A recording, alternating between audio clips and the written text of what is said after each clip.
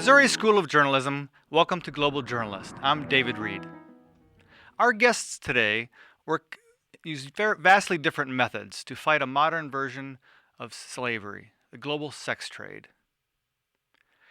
Guy Jacobson was backpacking in Cambodia when a group of very young girls aggressively tried to offer him sex for money. After he repeatedly refused, they revealed to him that they would be beaten by the brothel owners if they returned empty-handed. The appalling experience a decade ago motivated Jacobson to create a non-profit organization, the Redlight Children Campaign, and the New York lawyer began producing documentary films about child prostitution in Cambodia. The crews went undercover in brothels using espionage equipment and secret cameras. Here's a clip from the trailer of the latest film, now in the midst of distribution. There is no country in the world where there isn't some dimension of trafficking and exploitation of children. There is no country that isn't touched by it. All over the world, men want sex. There's a demand that sadly is fostered by our cultures, Western and Eastern. What's shocking is how young the children are when they are sold into these brothels. Jane Tafel is the executive director of Hagar International. The religious organization operates in Cambodia, Vietnam, and Afghanistan. Mike McGraw is an investigative reporter for the Kansas City Star. He's a Pulitzer Prize winner, and Morris and his team spent 6 months investigating the effectiveness of America's efforts to stop human trafficking. Before we, Guy, Jane, and Mark, welcome to Global Journalist. Thank you for having me. Before digging into your projects, let me ask each of you to provide a brief overview of your objective and then cite maybe one success story stemming from your work. I'll start with Jane. Sure. Yeah. Well, Hagar International was founded in Cambodia in the early 90s. And what we do is we provide long-term recovery services to victims. And we have stepped into Afghanistan and Vietnam more recently, just over the last 2, 3, 4 years, with the same objective. We're not involved with prevention. We're involved with helping the individuals who have been victimized, traumatized, and helping them regain a full, healthy life in mainstream communities. So I guess my success story, we focus very much on the individual. We're not about huge numbers. We're about lives that can be restored through normal life. And we have many success stories of that type. Girls who have been sold at hideously young ages, often by their own families, and after a number of years of intensive trauma care and providing other supportive services, education, etc. We have young women now who are stepping into university and who are just pumped to serve their countries and prevent similar abuses from happening to other children in Cambodia today. Right. I saw on your website, hagarinternational.org, there's a whole series of stories of children who have got their lives back together because of the work you're doing. And Guy, if you could also brief us on your objective.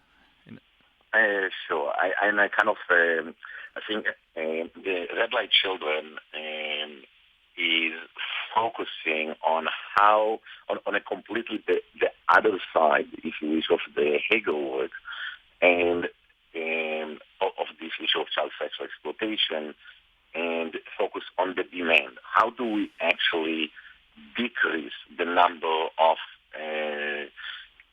people, clients that are willing to pay money to either download internet child pornography, go on a sex tour and have sex with kids in any other country, or sexually abuse kids right here in the U.S. Our effort, I'll say, is kind of the two main things that we wanted to achieve. The first was to basically raise awareness to a very complicated but horrifying crime against humanity that is happening right now not only here in the U.S. and not only there in Asia or there to somebody else, but it's happening right now in every city, big or small, in the world. So, and that issue and the numbers that I discovered, as you did told me in the introduction, once I got involved and I said, okay, beyond giving the little girl some money, I should do something more. And I started to research this issue, and I was horrified to find out the scope of the problem. And at that time, and we're speaking about early 2002, 2003, really there was very, very little done in the press about this issue. And most people that I spoke with were extremely educated, did not hear or know the scope of the problem, did not realize that this problem is right here in the U.S. in our backyard or front porch or living room. So the first step for us was, well, if somebody doesn't know there's a problem, let's expose it. And we utilize a number of films to, Holy, which came out a couple of years ago and been now shown in over 130 countries, and is used by the State Department as a tool to train all of their personnel as to the problem of child exploitation. And so raising awareness on a global basis for a global problem was, I think, both the main focus of us, but also a main success as to how far a small independent film how much impact it made on this issue. Go ahead. I'm sorry, and the other part of fighting specifically the demand, we've been working with a variety of governments, both local, state, and federal in the U.S. and internationally, to help them understand the various elements of this problem and how, and since my background is in law and economics, to help them construct laws that will be more specific, targeting the demand, and therefore hopefully decreasing the problem by decreasing the number of people that will act on that will actually take advantage of those kids. Right, and in the trailer of the film Holly, one of the actors asks this provocative question: how would you react if you found out a child molester was living next door? And then argues that the problem of sex abuse at home or abroad is basically the same. And is that also one of your goals, to bring this problem home to people? And it is absolutely one of my goals, because I did not know when I started the scope of the problem right here at home. I live in New York City, and I did not realize that in New York City there are many dozens, if not hundreds, of brothels with sex slaves in them, and some of which are underage, and that was kind of how it was, basically, how is that something that we do not know that is happening right here in the U.S.? And I think that in the last couple of years, this issue there's more focus on it. But I wanted to make sure that people don't brush it away just by saying, oh, no, it's not happening to me, it's not happening to my friends, it's not happening to my neighbors, it's not happening in my school, it's not, and actually it does happen both to the kids in any school, that in any city in the U.S., but it also might have the actual people the perpetrators, the demand, maybe your next door neighbor who is downloading child internet, child pornography, or is going on a sex tour to another country, or maybe the one that is abusing a kid in your neighborhood. Right. And speaking of scope, the U.S. State Department reports that between 600,000 and 800,000 people are trafficked across borders each year, and more than half of the victims are children. Mike, in your reporting, you found out that while millions are being spent each year to combat international sex trafficking, funding for domestic victims was lacking. Has that changed since your series came out? Well, there was a huge increase in funding, or a large increase in funding under Obama, but I'm not sure it's caught a problem. Our goal in taking a look at a kind of a look inward was to look at the fact that the U.S. publishes every year, as you mentioned, the Trafficking in Persons report. And up until our series ran, they basically graded each country on a three-tier basis. Tier 1 was the worst, Tier 3 was the best. And there's only one country the State Department didn't give a grade to, and that was the U.S. So classic investigative reporting would compare the mission to the reality. And what we found in our reporting was that the U.S., even though it preaches to the rest of the world about how best to deal with the problem, some former ambassadors to the State Department representing human trafficking victims would give the U.S. a Tier 2 rating, kind of a Midland rating. The year after our series ran, under Secretary of State Clinton, the U.S. did give itself a rating for the first time in 10 years, and it gave itself a Tier 3 rating, the best. Do you think that they deserve that rating? The sources we talked to would question that for a number of reasons. They're probably the most underserved trafficking victim in the U.S., at least in terms of federal dollars spent, is domestic sex trafficking victims, young girls, young U.S. citizens who are sex trafficked. There are very few facilities to take them in when they're discovered. Law enforcement is poorly trained to determine that they're trafficking victims as opposed to law-breaking prostitutes. And actually, state laws and federal enforcement of the U.S. anti-trafficking law, which was passed in 2000, federal enforcement is spotty. You might find a U.S. attorney's office in one part of the country, like Kansas City has one assistant U.S. attorney who's very, very aggressive on human trafficking issues, domestic and foreign victims. But you might find other U.S. attorneys' offices around the country who would prosecute a classic trafficking case as harboring an illegal alien, where the penalties are much lighter. And then there's a huge difference from state to state in the U.S. and how well the states have dealt with this issue. The feds can't do everything. Right.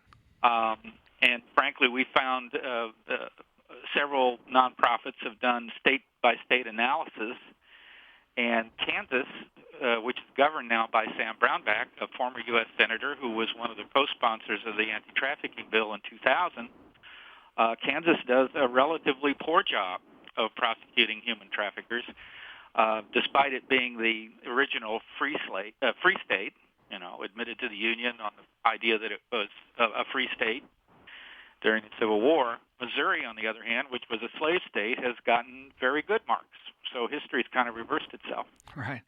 Let's move on to a couple of current events right now. There are concerns that that the Summer Olympics in London and the Euro Cup in Poland and Ukraine this summer are going to bring a spike in human trafficking and sex trafficking.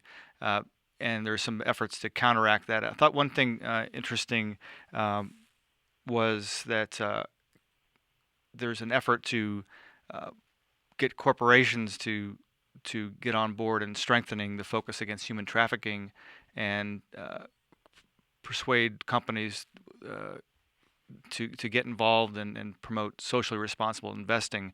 Are you guys involved in these efforts to counteract the spike in human trafficking during these events, or what do you think should be done to reduce this? Jane, are you involved at all with the Christian Brothers Investment Services and their efforts? No, actually, we're not. I would just concur with what you said, that whenever large events like this are held and large groups congregate, sadly, prostitution spikes, and those that are being that are trafficked into prostitution are very, very prevalent at these events. So I'm hopeful that there is a lot of attention going towards it, but no, Hagar is not specifically involved. Okay, and are you how would you? Let's see. I guess we can also talk about follow up on the comments that Mike made on demand. Are you seeing, Guy, reductions in demand, and are states doing enough here domestically to try to reduce demand?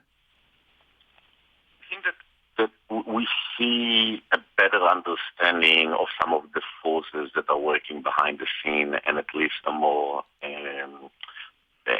analytical, maybe efforts to go after this problem. I think that and going back to the issue of the big events, I think that that's where you hear about people who are moved across international border or moved, to the event. But this is usually it's just a temporary increase in a particular place where they move the supply to where the demand is. So if you have a huge event in what is the World Cup or a Euro or the Olympics, now you have a lot more demand concentrating in a particular place, and therefore the sex slaves are moved to where the demand is. And the answer is, and remember that victims of human trafficking, sex trafficking, the only one thing that doesn't include in the definition of human trafficking is they don't need to be moved at all.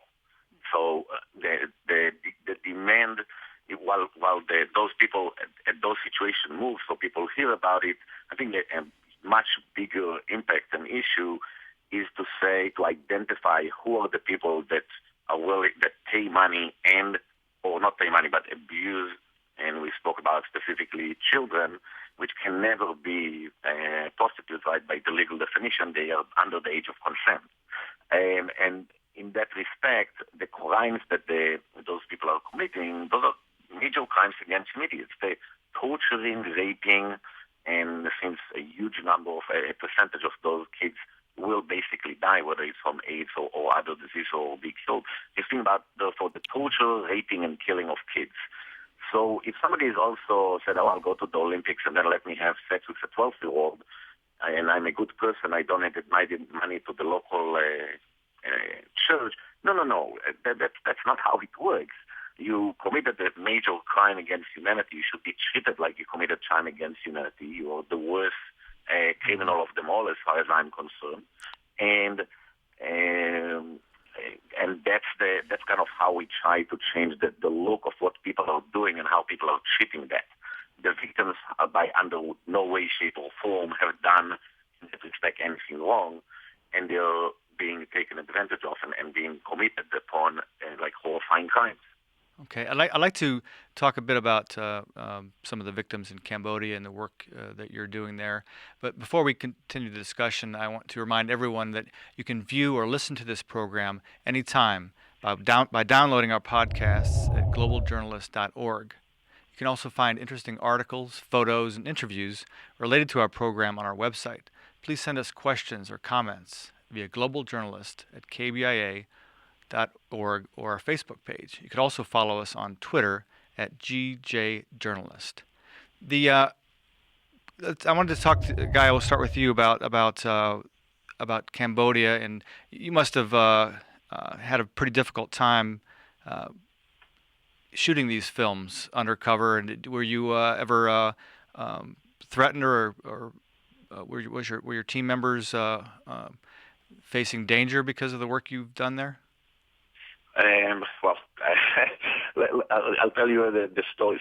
So when we arrived to shoot Holi in Cambodia, we arrived basically with crew from all over the world, and about 3 days after we arrived, I got a call on my cell phone from the Interpol, and saying, so they say, which I have no idea how they found me and my phone, but saying, listen, there are already contracts on your life by the Vietnamese mafia, Chinese mafia, and Cambodian mafia. You better get the hell out of Cambodia. Being not particularly smart, I said, no, we're not leaving, we're shooting the films. And they were like, whoa, what do you mean, no? they're already, they're going to kill you. This, you're in the worst place in the world to make a movie about this subject matter. You are going to die. Get the hell out. Being very stubborn and not too smart, I guess, we stayed to shoot the film, but I actually had hired, and that's just to shoot a film about this issue. I had an entire army of bodyguards. I had around, like a dozen bodyguards with automatic machine guns at any given point in time dealing with that. And even now, we're speaking, a few years later, there are still contracts on my life in Cambodia. I can never come back. The government doesn't want me to come back because, while we that speak now on the panel, everybody agrees that, this is a horrible crime against humanity. What the people who are committing it and the people who are running it, organized crime, is making many, many billions of dollars a year from human trafficking. It's actually now is considered by some the biggest crime, money-wise, money-maker in the world, more than drugs and more than weapons smuggling. So for us, when I come and say, let's sabotage your business, let's explain to governments or whatever it is that we do, how to decrease the problem. Let's assume that I'm not the favorite person for the people who make many, many millions and billions of dollars off the problem. Well, I'm glad you finished shooting and everyone stayed safe there. Now, Hagar employs about 250 staff members in Cambodia, and Jane, have you also had problems working in Cambodia with backlashes? Well, first of all, I'd say we employ about 175 in Cambodia and 250 worldwide. Oh, okay. As far as backlash, I guess one thing I would say with the children who have been trafficked for sex or arrested and come to our recovery shelters, they're sadly somewhat of a replacement commodity to their traffickers. And probably the more security issues we have, we also serve women who have survived domestic violence, and probably more likely our security forces are engaged with protecting them when the spouse, husband, boyfriend might come back after them, similar to that scenario in most places of the world. But there are cases. We had one with a little girl who had an American perpetrator where we actually did have to get 24/7 bodyguard for her because it was just a very complicated situation with her family and perpetrator apparently paying off the family, and lots of layers of complexity. So that was an unusual case. Security is an issue and has to be handled in different ways. And are you, Jane, and then Guy, are you seeing that the problem has been reduced in Cambodia, or are you, due to your work and the work of other organizations fighting this problem? Well, I would say it's kind of shifted around in certain ways. The context, the Bravo context has changed a bit.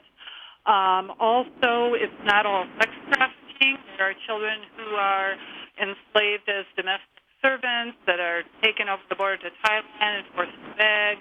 Last year, 12 months, 8 months, there's been a phenomenon in Cambodia of more women being duped by employment agencies and being flown over to Malaysia to find themselves in various forms of enslavement.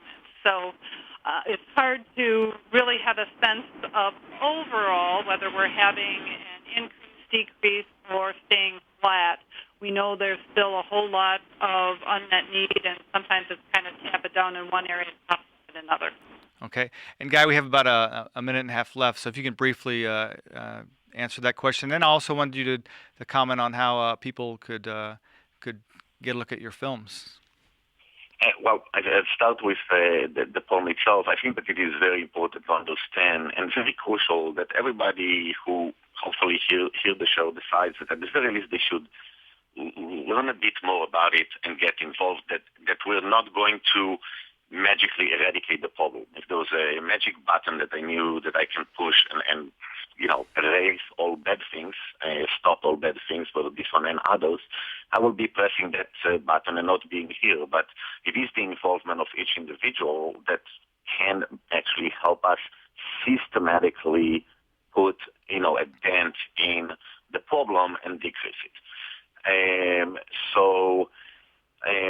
That's I guess, I'm just an individual who walked in the street just like anybody who is listening here and encountered that problem personally. And I said, hey, I need to do something about it. I never knew I'll spend a decade of my life doing it, but to what extent, but I still said, hey, although that this is an issue that I must address. Right. As to reaching... Well, Guy, that call to action, I think, is a great way to end this week's edition of Global Journalist, produced by the Reynolds Journalism Institute and the University of Missouri School of Journalism. Our guests today were Jane Tafel of Hagar International, Mike McGraw of the Kansas City Star, and activist filmmaker Guy Jacobson. Our program is directed by Travis McMillan, audio by Pat Akers, Raymond Tungakar is our executive producer, Donovan Ferguson was our lead producer. Now stay with us for Free Press Watch. Join us again next week for another Global Journalist. I'm David Reed. And now, Free Press Watch, a segment on Global Journalist, where each week we bring you a rundown of major events affecting press freedom around the world. I'm Regina Wang. June 4th marked the 23rd anniversary of the Tiananmen Square massacre. To recognize the anniversary, this edition examines Chinese media news. Today's news comes from CNN, Wall Street Journal, The Guardian, Xinhua, and Committee to Protect Journalists. The Chinese government clamped down on search engine terms related to the 1989 massacre, an incident where the government opened fire on hundreds of student demonstrators. Words that relate to the incident, such as fire, people, blood, tanks, are banned. State-sponsored hackers targeted Google email accounts in China, CNN reported June 6th. Users can see a message at the top of their browser that says, "Warning, we believe state-sponsored attackers may be attempting to compromise your account or a computer." Google advises users to be more creative about their passwords.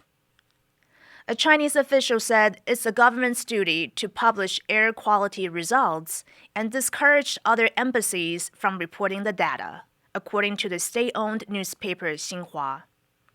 China accuses the U.S. Embassy of publishing tweets of air pollution readings. The Chinese government said the tweets disregard the Vienna Convention and interferes in China's internal affairs.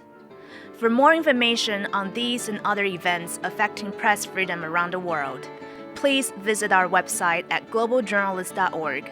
Thank you for joining us this week. I'm Regina Wang. See you next week.